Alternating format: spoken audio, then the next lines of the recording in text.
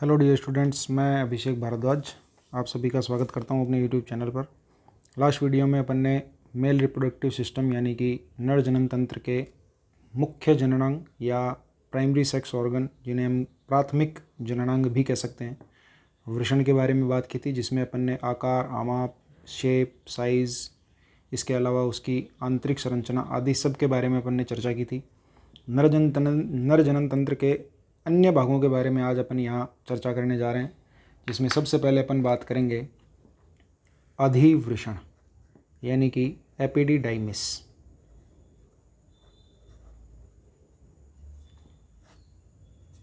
पिछले वीडियो में जैसा कि हमने देखा था कि ये कुछ इस प्रकार से अपन ने वृषण बनाया था, जिसमें बाहर जो लेयर थी उसको हमने नाम दिया था ट्यूनिका वेजिनलिस। अंदर जो लेयर थी वो इस तरह से कुछ पट वगैरह का निर्माण करती है, जिन्हें अपन ने टेस्टिकुलर सेप्टम कहा था।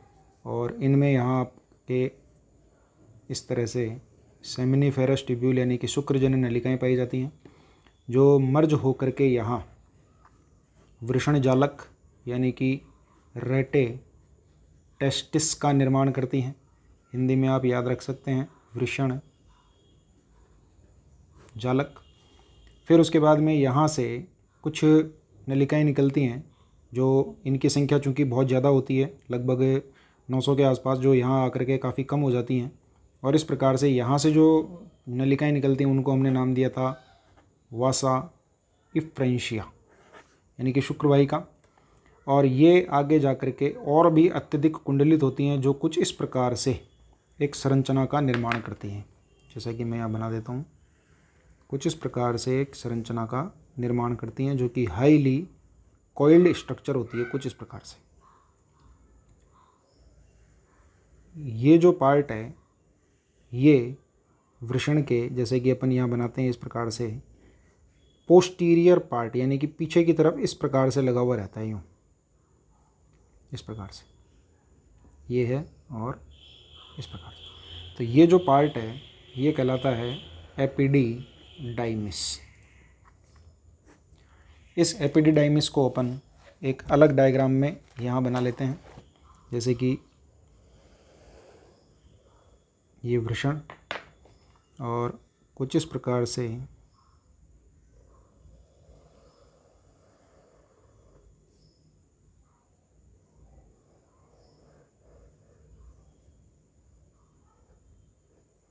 इस प्रकार से। तो ये जो पार्ट है ये कहलाता है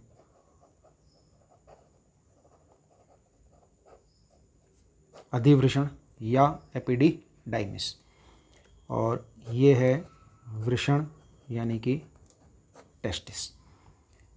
अधिवृषण वृषण के पोस्टीरियर पार्ट यानी कि पीछे की तरफ इस प्रकार से लगा हुआ रहता है। अब वास्तविक तौर पर अधिवृषण क्या है? एक अत्यधिक कुंडलित संरचना, जिसमें खूब सारी जो नलिकाएं हैं वासाइफ्रेंशिया, जो यहाँ आकर के मर्ज हो रही हैं, कुछ इस प्रकार से बना देते हैं अपन। ये यहाँ आकर के और भी हाईली कॉइल्ड होती हैं। इनका मूल काम कि शुक्र जनन नलिकाओं में बनने वाले शुक्राणुओं को ले जा कर के यहाँ तक पहुँचाना, और फिर यहाँ अधिवृषण में वृषण जो शुक्राणु है वो कुछ समय तक यहाँ रुकते हैं। तो जो अधिवृषण जो ये संरचना है, इसको 3 भागों में बांटा गया है। कितने भागों में बांटा गया है? 3 भागों में। ये सबसे ऊपर की ओर थोड़ा सा उभरा हुआ और तुलनात्मक जो चौड़ा भाग है ये कहलाता है इसका हेड पार्ट, और ये जो पार्ट है जो यहाँ से थोड़ा सा सकरा होना स्टार्ट हो जाता है, ये इसका मिडिल पार्ट, और ये जहाँ बिल्कुल सकरा होकर के लगभग एक ही ट्यूबूल या नलिका के रूप में अपने को दिखाई दे रहा है, ये पार्ट कहलाता है इसका टेल पार्ट। जो हेड पार्ट है ये ऊपरी भाग है, यहाँ अपन लिख सकते हैं, और इसे कहा जाता है कैप्यूट एपिडिडाइमिस, CAPUT, कैप्यूट एपिडिडाइमिस। मिडिल जो पार्ट है इसे कहा जाता है कॉर्पस एपिडिडाइमिस। इसे कहते हैं कॉर्पस एपिडिडाइमिस। ये इसका मध्य भाग होता है। टेल पार्ट जो है इसको कहा जाता है कॉडा, CAUDA, कॉडा एपिडिडाइमिस। अब ये जो पूरी ओवरऑल स्ट्रक्चर है लगभग 6 मीटर लंबी, यानी कि इतनी कुंडलित नलिकाएं यहाँ पाई जाती हैं कि यदि उनको सीधा किया जाए तो लगभग कितनी 6 मीटर लंबी ये स्ट्रक्चर होती है। इसका जो मेन रोल है, मुख्य जो कार्य है वो ये है कि वृषण की ये जो शुक्र जनन नलिकाएं हैं, यहाँ बनने वाले शुक्राणु वासा इफ्रेंशिया के थ्रू यहाँ लाए जाते हैं और यहाँ ये लगभग 18 से 24 घंटे स्टोर करके रखे जाते हैं। यानी कि यहाँ ये स्टोर रहते हैं लगभग 18 से 24 घंटे। दूसरा मेन इम्पोर्टेंट जो रोल है वो ये कि यहाँ इस पर हम 18 से 24 घंटे जब रुकते हैं तो यहाँ वो बेसिकली कारिकीय रूप से परिपक्वता हासिल करते हैं, यानी कि स्पर्म्स का यहाँ एक प्रकार से परिपक्वन होता है ताकि वो निषेचन के लिए तैयार हो सकें। अब इसके बाद नर जनन तंत्र की अपन बात करते हैं तो उसके लिए अपन एक डायग्राम काम में लेंगे जो कि कुछ इस प्रकार है।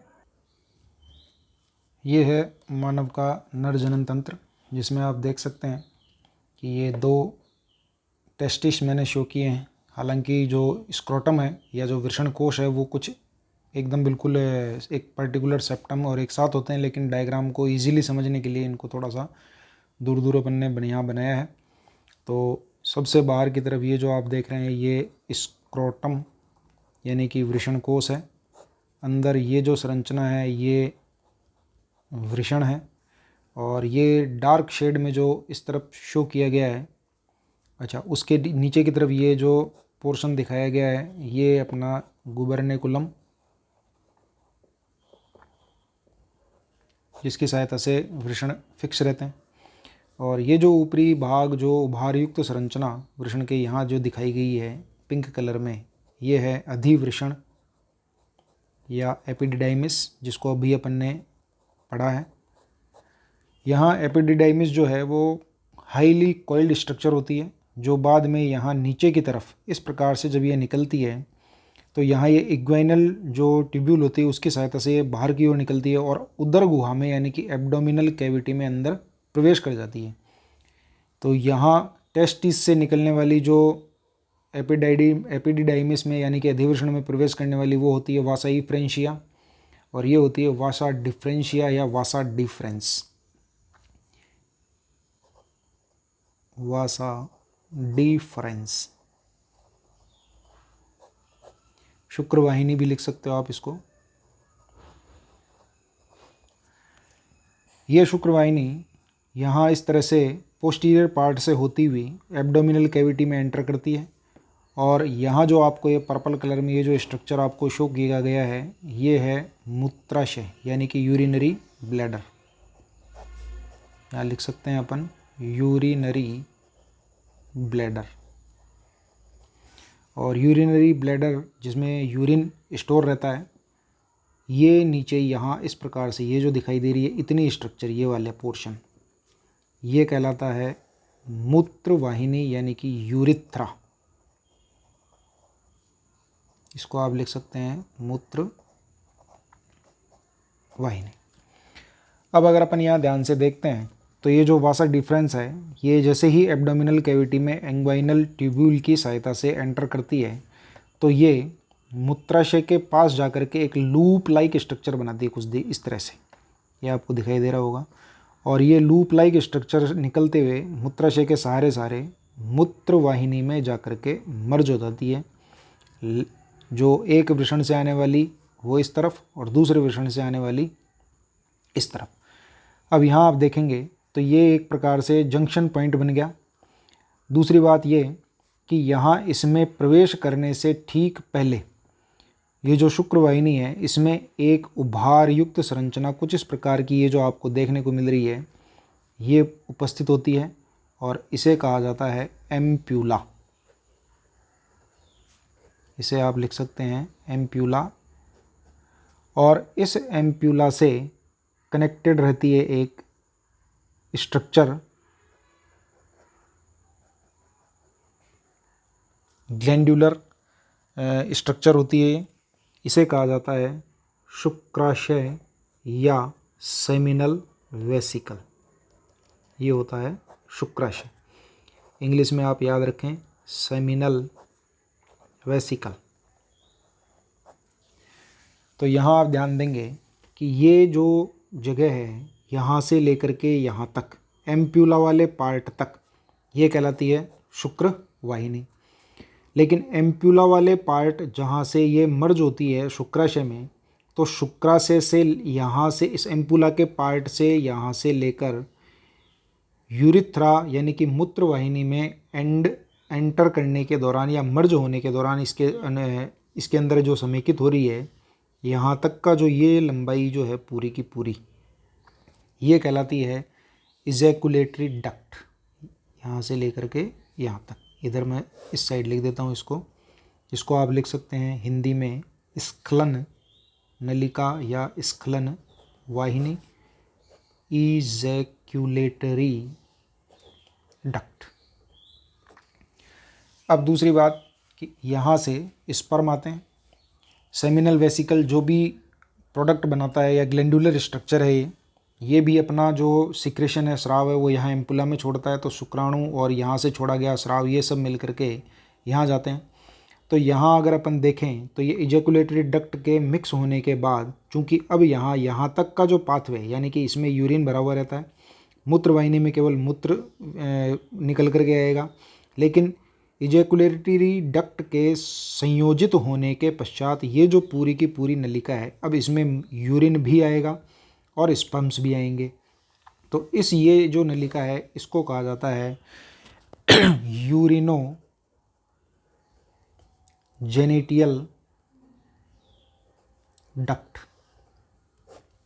हिंदी में आप लिख सकते हैं मूत्र जनन नलिका। मूत्र जनन नलिका। ये मूत्र जनन नलिका आगे एक मस्कुलर स्ट्रक्चर में एंटर करती है और ये जो पार्ट है ये कहलाता है पेनिस, जिसे आप हिंदी में याद रख सकते हैं शिश्न। शिश्न का अगला सिरा कुछ फूला हुआ और उभारयुक्त मोटा होता है जिसे कहा जाता है ग्लांस पेनिस। हिंदी में आप याद रखें इसे कहते हैं शिश्न मुंड। शिश्न मुंड जो है इसके ऊपर की तरफ त्वचा का एक अंतर्वलन यानी कि एक्स्ट्रा वलन पाया जाता है और इस त्वचा के वलन को कहा जाता है फोर स्किन या जिसे हम कह सकते हैं प्रीप्यूस।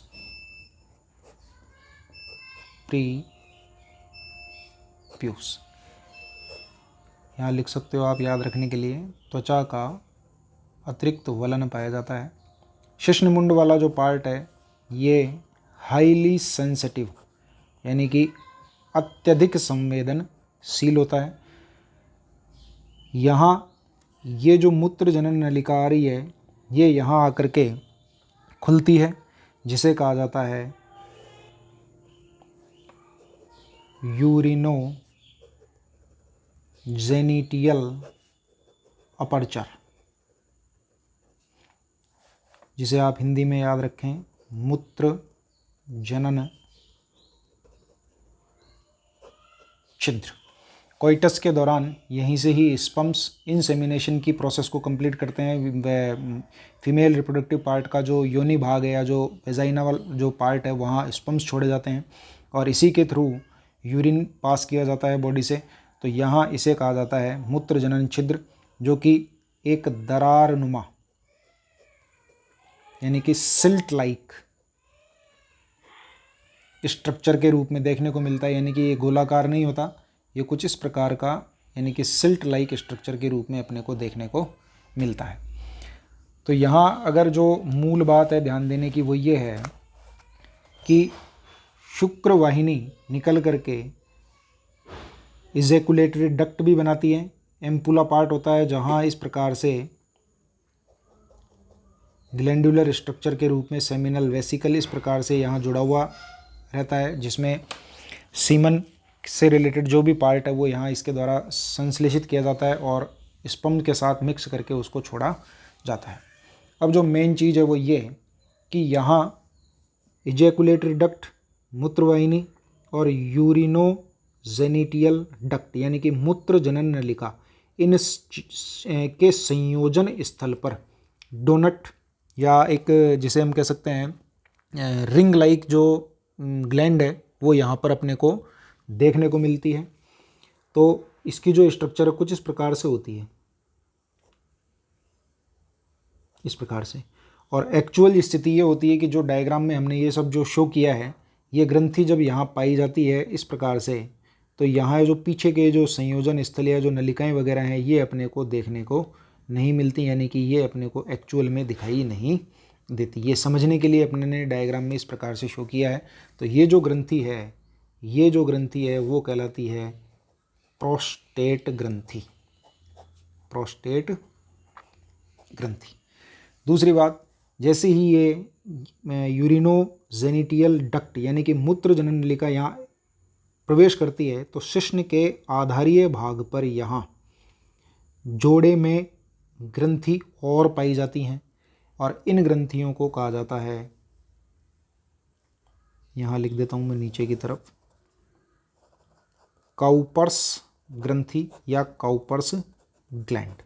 तो मेन जो बात है वो ये कि नर जनन तंत्र में दो जनन ग्रंथियाँ या सहायक जनन ग्रंथियाँ पाई जाती हैं। प्रोस्टेट ग्रंथि जो कि संख्या में 1 होती है और काउपर्स ग्रंथि जो 2 होती हैं यानी कि जोड़े में पाई जाती हैं और शिश्न के आधारीय भाग पर पाई जाती हैं। और इसका जो मूल कार्य है कोइटस के दौरान या कॉपुलेशन की जो प्रोसेस है संभोग के दौरान लुब्रिकेशन का ये काम करती है और म्यूकस का इसके द्वारा सिक्रेशन किया जाता है।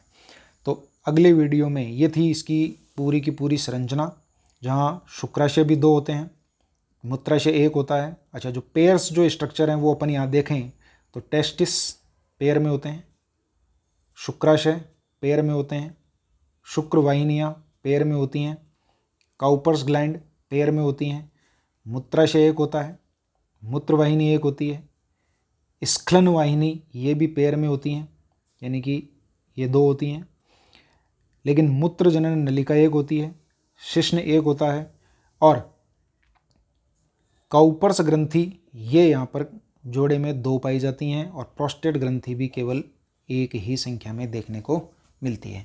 तो ये नर जनन तंत्र के विभिन्न भाग हैं। अगले वीडियो में अपन शुक्राशय के जो कार्य हैं उनके बारे में अपन बात करेंगे, काउपर्स ग्लैंड के क्या कार्य हैं या क्या काम करती है, प्रोस्टेट ग्रंथि क्या काम करती है, सेमिनल वेसिकल का क्या कार्य है, इन सब चीज़ों के बारे में अपन डिटेल से बात करेंगे।